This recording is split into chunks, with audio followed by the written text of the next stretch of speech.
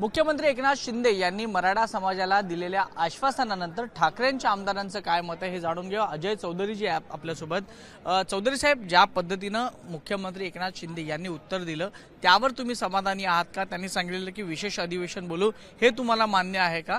आणि मराठा समाजाला ज्या अपेक्षा होत्या त्या पूर्ण झाल्यात का? नाही, बिलकुल नाही। कारण 17 तास या सदनामध्ये चर्चा झाली। अनेक आमदारांनी, जवळजवळ सगळ्या सदस्यांनी आपलं म्हणणं मांडलं आणि प्रत्येकाची आग्रही मागणी होती की ओबीसी समाजाच्या आरक्षणाला किंवा इतर कुठल्याही समाजाच्या आरक्षणाला धक्का न पोहोचवता मराठा समाजाच्या आरक्षणाला या अधिवेशनामध्ये मंजुरी द्या, त्यांचं आरक्षण जाहीर करा। मुख्यमंत्र्यांनी 24 तारीख जरांगे पाटलांना दिलेली आहे, परंतु आज जे त्यांनी भाषण केलं ती टेप गेल्या 1.5 वर्ष मी ऐकतो, तीच टेप आहे। यांनी काय केलं, त्यांनी काय केलं, त्यांनी काय केलं। आणि गेल्या सरकारवरती आरोप करणारे मुख्यमंत्री त्याच वेळी उपसमितीमध्ये ते होतेच। मग त्यावेळी काय करत होते? दादा पण मराठा, ते पण मराठा, आणि ते सातत्याने बैठकीत होते। मग त्यावेळी त्यांनी जे निर्णय घेतले ते त्यांना त्यावेळी नीटपणे घेता नाही का आले? आज आपली कातडी वाचवाय करता मागील लोकांवरती टीका टिप्पणी करायची आणि आपण वेळ मारून नेण्याचे असं हे धोरण आहे। त्यामुळे मी त्याचा पहिला म्हणजे न पटणार आहे लोकांना।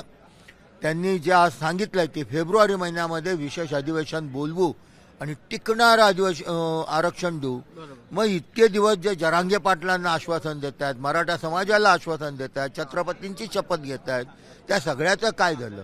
करू बघू ह्या गोष्टीमध्ये काही अर्थ नाही। विशेष अधिवेशनाने प्रश्न सुटला जाईल। अरे मग आता तर काय अधिवेशन नव्हतं का? विशेष अधिवेशन काय घ्यायचं होतं? ह्याच अधिवेशन पळवाटच आहे, ही पळवाट आहे, वेळ मारून देण्याची आहे।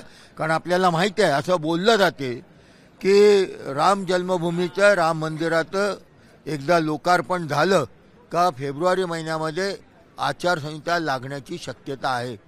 आणि मग आचारसंहिता लागली तर मग हे विशेष अधिवेशन कुठून बोलवणार? म्हणजे विशेष अधिवेशन होणार नाही? होणारच नाही ना, साधी गोष्ट आहे। जर आचारसंहिता लागली तर विशेष अधिवेशन होणार नाही। आणि मग आता आचारसंहिता लागली म्हणजे हा वेळकाढूपणा आहे असं मला स्वतःला वाटते। आणि मराठा समाजाचं दिशाभूल करण्याचा प्रयत्न आहे। परंतु आजही मला असं वाटतंय की पुन्हा सरकारने विचार करावा आणि 24 तारखेच्या आत जो आपण शब्द दिला त्याप्रमाणे काहीतरी कार्यवाही करावी। धन्यवाद आमच्याशी बातचीत केल्याबद्दल। कॅमेरा पर्सन दीपेश महाजनसह वैभव परब, एबीपी माझा, नागपूर।